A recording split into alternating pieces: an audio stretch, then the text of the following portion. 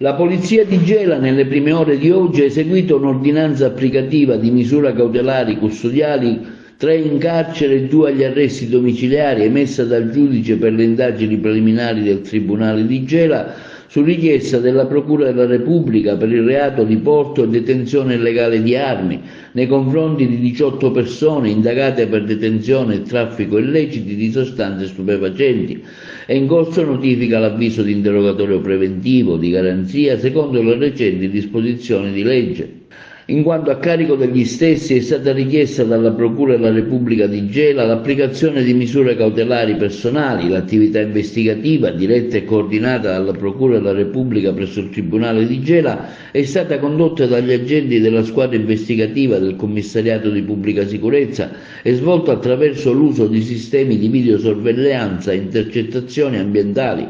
Le indagini hanno consentito di accertare un'attività di traffico e spaccio di sostanze stupefacenti svolte a Gela tra il giugno 22 e il gennaio 23, la disponibilità di armi e il compimento di diversi reati predatori anche a connotazione violenta da parte degli indagati. Nel novembre del 2021, nel corso di attività di intercettazioni avviate in relazione a una rapina consumata ai danni di un commerciante di pesce,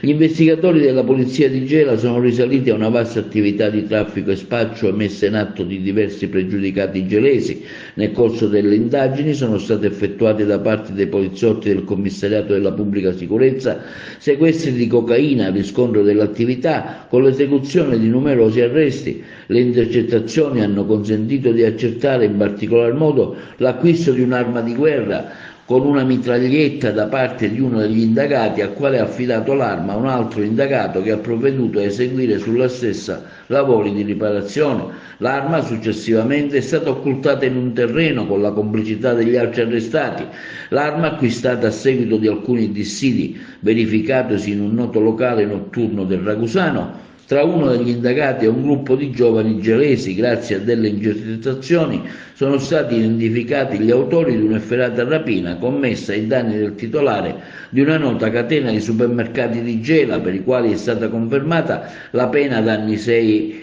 e mesi di 8 di reclusione dalla Corte di Appello di Caltanissetta, oltre che diversi furti perpetrati anche all'interno di abitazioni varie private.